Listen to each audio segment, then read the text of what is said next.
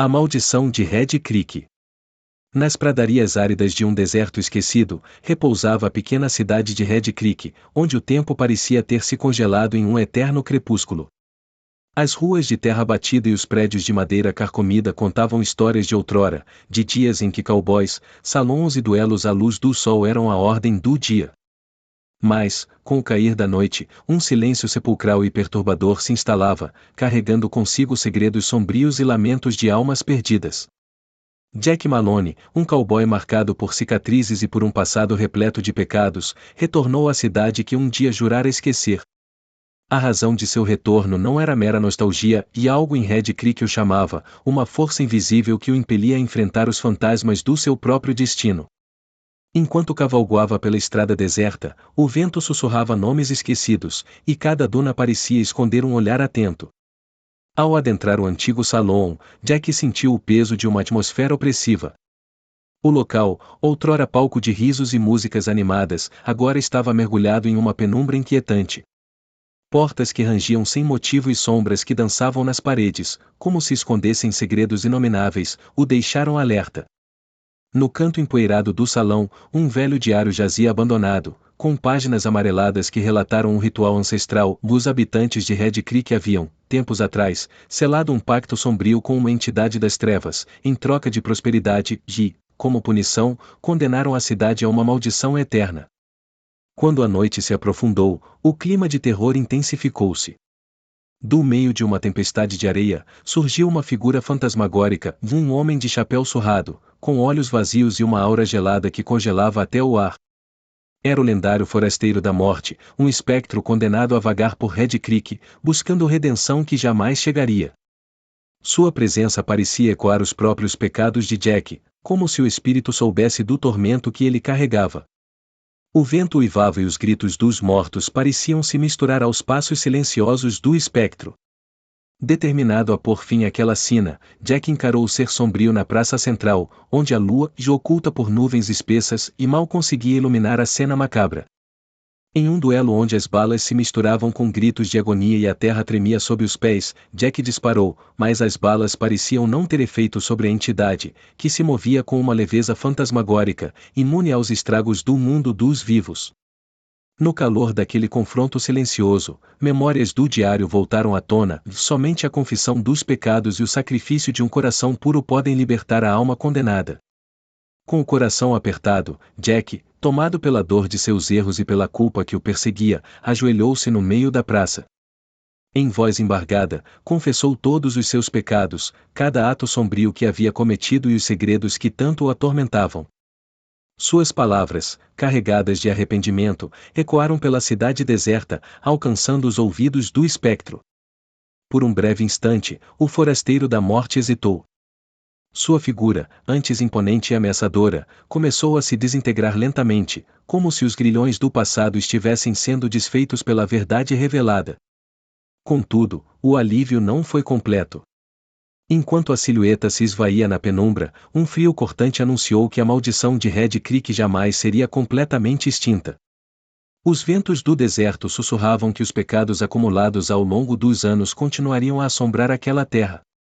Jack levantou-se, com os olhos marejados, ciente de que, embora tivesse aliviado o peso de sua própria culpa, os fantasmas de Red Creek ainda vagavam em busca de redenção. Ao se afastar lentamente da cidade amaldiçoada, o eco de um último lamento se misturava ao som do vento, prometendo que, em noites de tempestade, os horrores do passado voltariam para relembrar a todos que nem todos os fantasmas podem ser banidos. E assim, sob o olhar indiferente das estrelas, a maldição de Red Creek persistia, e um eterno lembrete de que, no Velho Oeste, os pecados do passado têm o poder de assombrar para sempre, desafiando o tempo e a própria natureza da morte.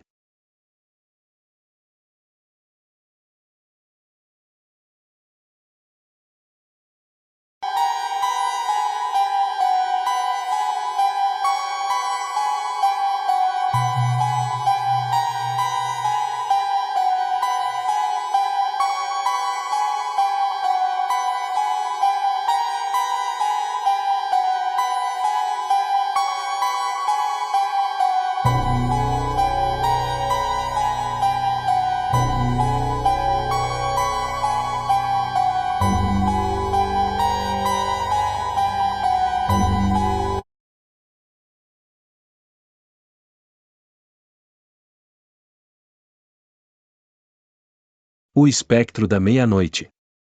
Em uma noite chuvosa de 1927, a cidade de São Silvestre se escondia sob uma espessa neblina que fazia com que cada rua e viela parecesse um labirinto de sombras e suspiros. As luzes dos lampiões tremeluziam, lançando halos amarelados sobre o pavimento molhado, enquanto um silêncio inquietante dominava o ar. Era nesse cenário opressivo que uma onda de assassinatos começava a ceifar vidas sem deixar rastros ou pelo menos, tão pouco quanto os detetives da cidade conseguiam descobrir. O detetive Antônio Moreira, homem de olhar perspicaz e alma atormentada, era designado para investigar os crimes. Cada vítima encontrada exibia um detalhe perturbador, um pequeno relógio de bolso, antigo e ornamentado, cujo ponteiro permanecia imutável à meia-noite. Esse símbolo enigmático logo se tornou a marca registrada do assassino, batizado pela imprensa local de o espectro da meia-noite. Nas primeiras investigações, Antônio interrogou testemunhas que, tremendo de medo, relatavam ter visto uma figura esguia e encapuzada deslizando pelas sombras, como se a própria bruma ganhasse vida. Alguns afirmavam ouvir sussurros ininteligíveis que ecoavam pelos becos, enquanto outros juravam ter sentido um frio cortante, como se mãos invisíveis quisessem puxá-los para o abismo. A atmosfera de terror era tão densa quanto a neblina que cobria a cidade. À medida que os dias passavam, os assassinatos se sucediam com uma precisão quase ritualística. Em cada cena do crime, além do relógio congelado, uma estranha marca era gravada na parede com tinta escura, um símbolo que remetia a uma antiga lenda urbana.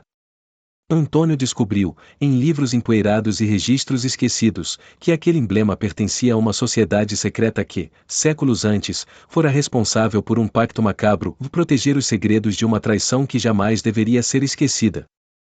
A lenda contava a história de um homem injustamente condenado, traído por seus próprios companheiros durante os primórdios da fundação de São Silvestre. Diziam que, em seu leito de morte, ele amaldiçoara os descendentes daqueles que o traíram, prometendo que sua sede de vingança perduraria por gerações, ressurgindo nas sombras para ceifar as vidas dos culpados. A cada nova vítima, o relógio marcava o inexorável momento em que a maldição se renovava. Obcecado pela verdade, o detetive Moreira dedicou noites inteiras aos arquivos da antiga biblioteca municipal. Entre relatos fragmentados e diários esquecidos, descobriu que o símbolo encontrado nas cenas dos crimes estava intimamente ligado a uma antiga confraria que, segundo os registros, teria desaparecido misteriosamente após a execução do traidor. Em um desses documentos, uma passagem quase ilegível alertava: quando o relógio parar, a justiça da meia-noite despertará, e ninguém escapará de seu destino selado. Com o coração acelerado e a mente mergulhada em dúvidas, Antônio decidiu seguir uma pista que o levou aos arredores da velha igreja, cuja cripta se encontrava sob uma mansão em ruínas. Naquela noite, envolto pela densa bruma, ele adentrou o lugar com uma lanterna trêmula nas mãos. Cada passo ecoava pelos corredores úmidos, enquanto as sombras pareciam se retorcer em formas quase humanas.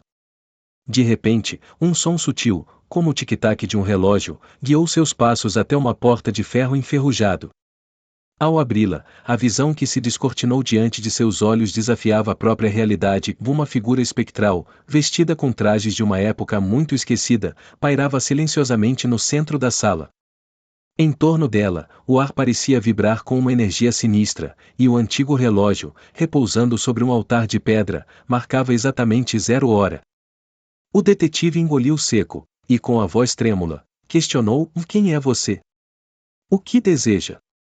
Mas a resposta veio não em palavras, e sim em um silêncio cortante. Lentamente, a figura se inclinou, e por um instante, os olhos vazios que o encaravam refletiram a dor e a fúria de um passado maldito. Foi então que ele compreendeu: o assassino misterioso não era um homem comum, mas a encarnação de uma maldição ancestral, um espírito vingativo, condenado a vagar eternamente entre os vivos. Enquanto a figura se dissipava na penumbra, uma verdade terrível emergiu dos recantos da memória de Antônio. Ele descobrira, sem querer, que sua própria linhagem estava entrelaçada com os traidores de outrora. O detetive, com os punhos cerrados, sentiu o peso da culpa e da inevitabilidade. A maldição, tão antiga quanto a própria cidade, havia escolhido aquele momento para se completar, e ele não seria poupado. Nos momentos finais, enquanto a neblina engolia a cripta e o eco do tic-tac do relógio preenchia o silêncio, Antônio Moreira percebeu que o destino não podia ser alterado. O relógio permaneceu congelado à meia-noite, e, com um último suspiro, a figura espectral e o próprio detetive fundiram-se em um grito silencioso, que se perdeu para sempre na bruma. E assim, em São Silvestre, onde o tempo parecia ter parado e a justiça se mesclava com o sobrenatural, a lenda do espectro da meia-noite continuaria a assombrar as gerações, um aviso sombrio de que os pecados do passado jamais poderiam ser enterrados tão profundamente quanto se desejava.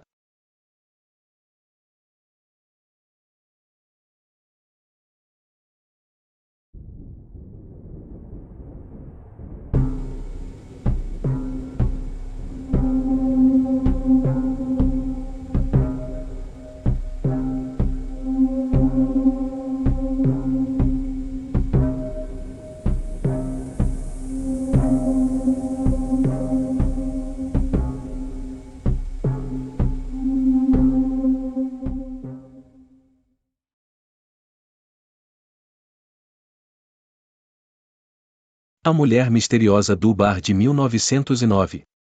No ano de 1909, na pequena cidade de São Benedito, havia um bar modesto, conhecido entre os locais como o Refúgio da Meia-Noite. O ambiente era acolhedor, com mesas de madeira polida, lanternas que lançavam luz amarelada e um murmúrio constante de conversas e risos abafados. Porém, entre as sombras dos cantos e por trás dos olhares furtivos dos clientes, circulava uma lenda que perturbava até os mais céticos. Dizia-se que, em noites de neblina espessa e sem lua, uma mulher de beleza melancólica aparecia silenciosamente no bar. Vestida com um longo vestido de veludo negro e com olhos que refletiam uma tristeza ancestral, ela caminhava pelos corredores como se buscasse algo ou alguém e que jamais encontrara em vida. Os habitués a chamavam de a Dama dos Suspiros, e seu semblante, ao mesmo tempo encantador e perturbador, fazia com que até o mais corajoso se contorcesse de medo. José, o jovem dono do bar, herdado de seu pai, passou a notar acontecimentos inexplicáveis. Em diversas noites, ao fechar as portas, ele encontrava, sobre uma das mesas, um pequeno relicário com uma foto desbotada de uma mulher idêntica àquela espectral visitante. Em outras ocasiões, ouvia sussurros vindos do fundo do salão e via as sombras se esticarem de forma anormal, como se tentassem imitar um gesto de despedida. Intrigado, José decidiu investigar os segredos do local. Vasculhando os recantos empoeirados do bar, encontrou, escondida atrás de um armário antigo, um diário de capa de couro. Suas páginas amareladas revelavam a história trágica de Helena, uma bela e gentil jovem que, há muitos anos, fora frequentadora assídua do bar. Traída e assassinada por um homem poderoso, ela fora condenada a vagar em busca de justiça, presa entre o mundo dos vivos e o esquecimento. Na noite em que a neblina parecia mais densa do que nunca, José permaneceu atento. Aos poucos, a figura de Helena surgiu entre as mesas vazias. Sem recuar, ele a seguiu pelos corredores do bar, até que ela parou diante de uma velha porta trancada que dava para o porão. Com o coração aos saltos, José abriu a porta e deparou-se com uma sala repleta de retratos antigos e documentos esquecidos. Já ali, em meio aos vestígios do passado, repousava a verdade. Helena, com uma voz suave e carregada de dor, sussurrou: "Procure a verdade, liberte-me." Essas palavras ecoaram na mente de José, que percebeu que o assassinato de Helena jamais fora devidamente investigado. Determinado a fazer justiça, ele reuniu as pistas do diário e descobriu que o responsável pela tragédia ainda vivia na cidade, escondido por trás de uma fachada respeitável. Naquela mesma noite, enquanto o relógio do bar marcava a meia-noite, Helena apareceu uma última vez diante de José, seus olhos brilhando com um misto de gratidão e tristeza. Num instante carregado de emoção e terror, a presença espectral dissipou-se como névoa ao sol, deixando para trás uma inscrição misteriosa no espelho do bar: "A verdade liberta." A partir desse momento, os moradores de São Benedito passaram a enxergar o refúgio da meia-noite com outros olhos, como um santuário de segredos e memórias. José, transformado pela experiência, dedicou sua vida a desvendar o caso de Helena, determinado a que seu espírito, finalmente, encontrasse paz. E assim, entre sussurros e sombras, a lenda da mulher misteriosa do bar de 1909 perdurou, um eterno lembrete de que os pecados do passado, por mais que sejam esquecidos, sempre retornam para assombrar o presente.